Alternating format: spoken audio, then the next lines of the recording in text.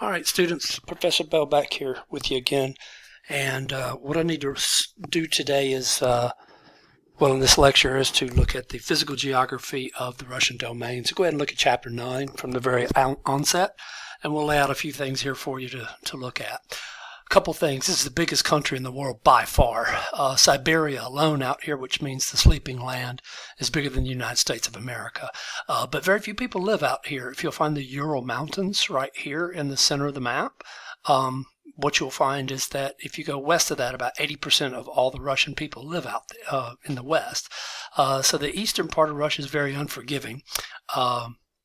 And it was used, as you'll see in a later lecture, for the gulags during the Soviet state period and Stalin. But that said, there is a lot of mineral wealth here, a lot of oil, natural gas, lots of timber and all kinds of stuff. But this is not a very well-developed economy. And the problem is it's so remote on most of it, given how big it is.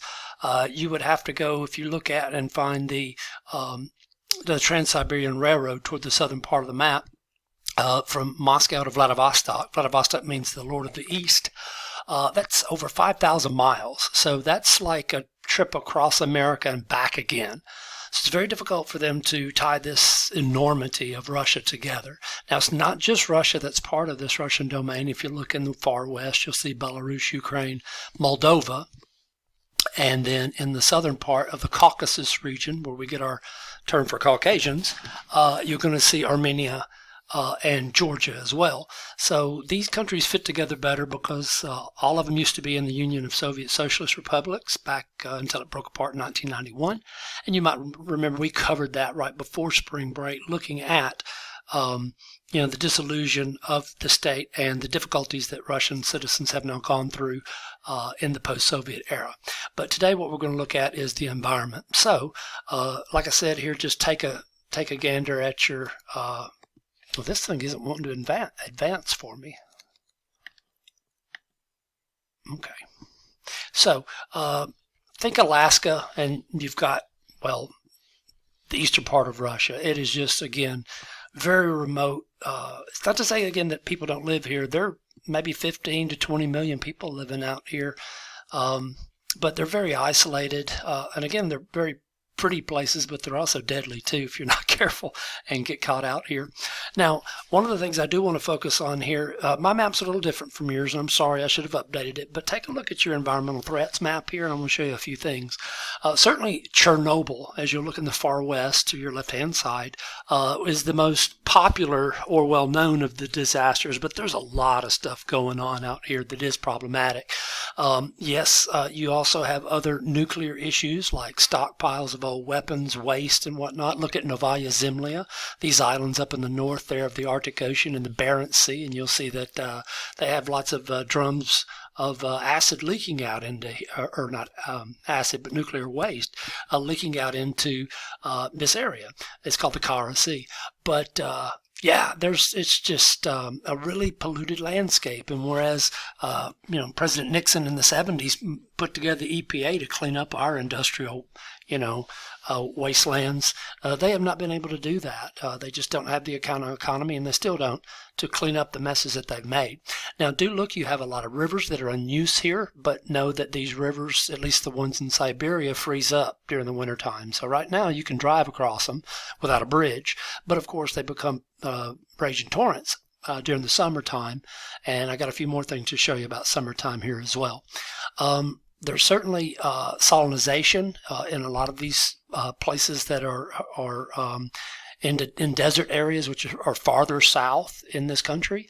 But you also have lots of acid rain and deforestation in some cases. So they have a boreal forest as well, and it's called the taiga, and we'll see that in just a moment. Here's just it's kind of a joke picture. I used to say, look, during the Soviet era, they made them eat the nuclear waste. And that's not the case, but you can imagine putting your nuclear waste in steel drums and then putting those drums up on islands in the Arctic. And you would guess that corrosion and, these drums would be breached pretty easily, and that toxic nuclear waste is going to end up in the oceans, and it's going to be a far-ranging problem for them. More acute is some of the air issues they have. But let's go ahead and stay with nuclear for just a moment.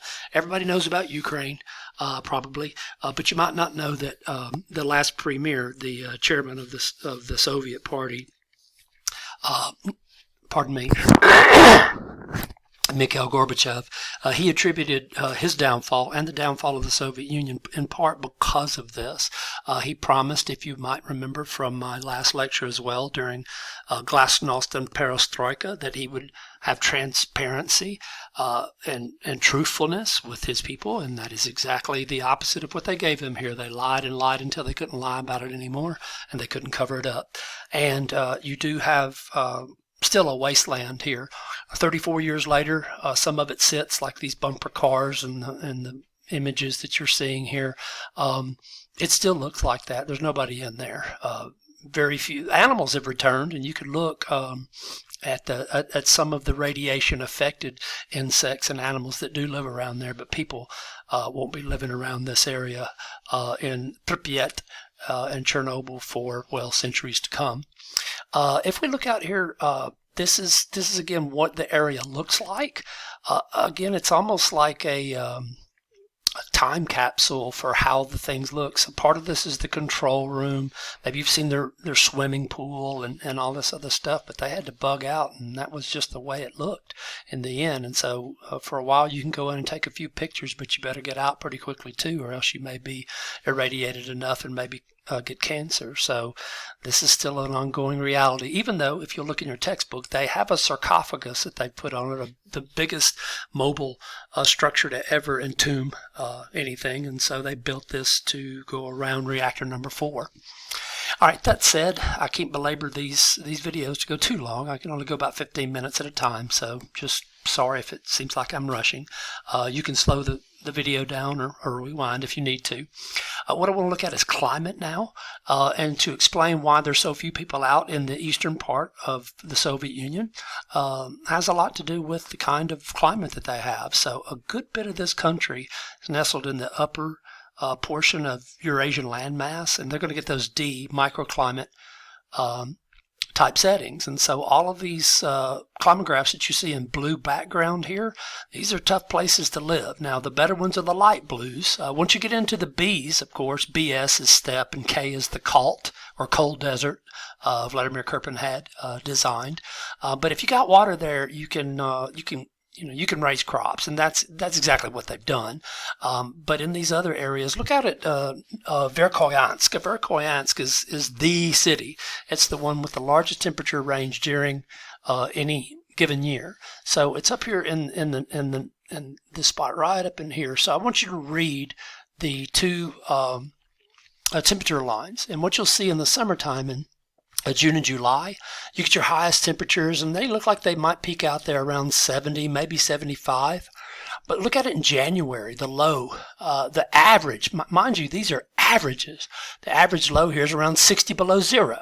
You'd say, who could live in that? And I'd say people tougher than I am. Certainly they have coal and oil, and they can keep warm and stuff. And yes, it does get colder than that at times, and sometimes it's not. But there's only a few hardy people that are really happy to call this home. That said, though, even in the ET areas, the tundras there to the north, you actually still have people living there. Just as we had the Inuit and Aleut and others in U.S. and Canada, Alaska and Canada, those individuals, Native Americans, they have natives over here as well, from the Sami people in the far west to the Chukchis, peoples in the farther east around the Chukchi Sea. They're mostly reindeer herders and whatnot, but, you can make a go of it, but there's just not many people up here, and it's because it's such an unforgiving landscape. Now, it is getting more forgiving with global warming. So I got this, about 8 years ago here, if you look. This ship is called the Ob River, and one of the things, if you look real quick, that it did is it went and took shaved off about 3 weeks of its journey time going from Norway to Japan, and that says something about the thickness of the ice here, or the lack thereof.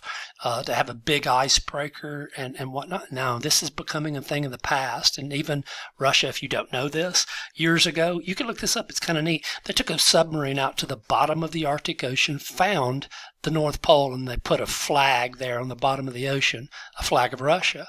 And what they were intending here is that they're claiming it. Now, of course, other countries with claims out here like Canada, the United States, Norway, Iceland, Denmark through Greenland, they're not going to really follow this. But the point is that countries are drawing territory here because they know of the potential resources, fishing and the like that's coming, and that's just a reality anymore. That global warming is going to change how this place looks. And if you look here, permafrost coverage, we're going to see here, it's not in your book, but I'll show you real quick down here that it's either continuous, discontinuous, sporadic to isolated.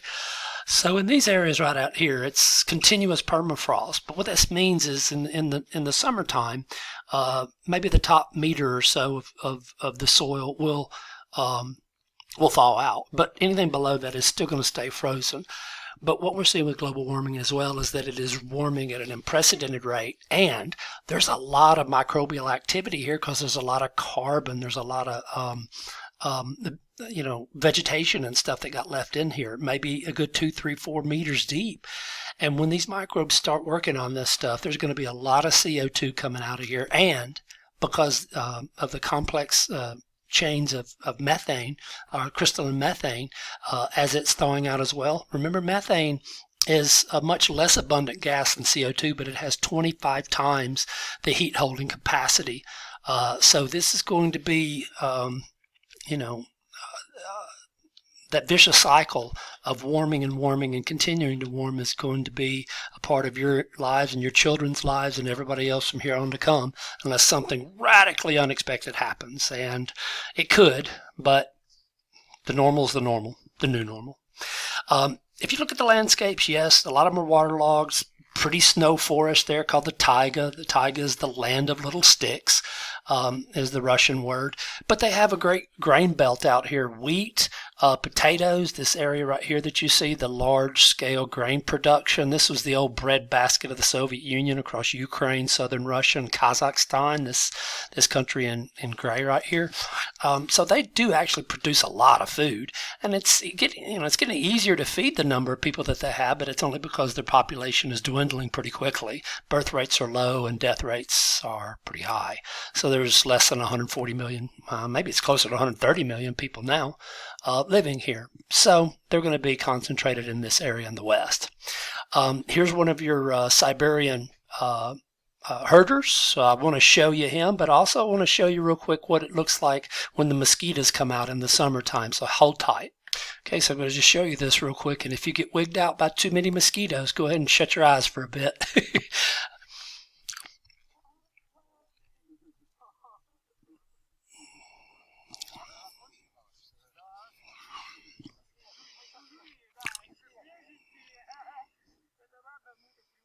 Okay, sorry to have such abrupt cuts, but I wanted to be able to just show you a little bit of that. Just search Siberian mosquitoes sometime, and you can watch them until your fascination is done.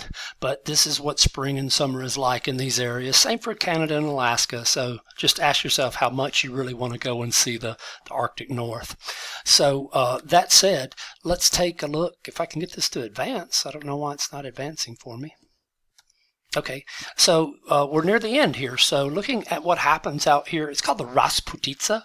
But if you look in the spring and fall periods, they'll have some heavy rain or snow. And look at what it does to roads. And it is just an impossible morass.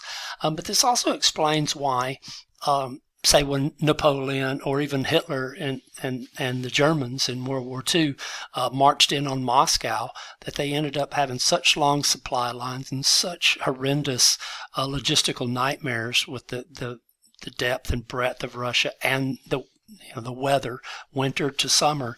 It's hard to conquer Russia. So that said, I wanted to make sure you were comfortable with at least an opening of somewhat modest coverage of the environment in Russia, but I think you have it now. So hopefully this is a good recording, and I'll see you again in the next one.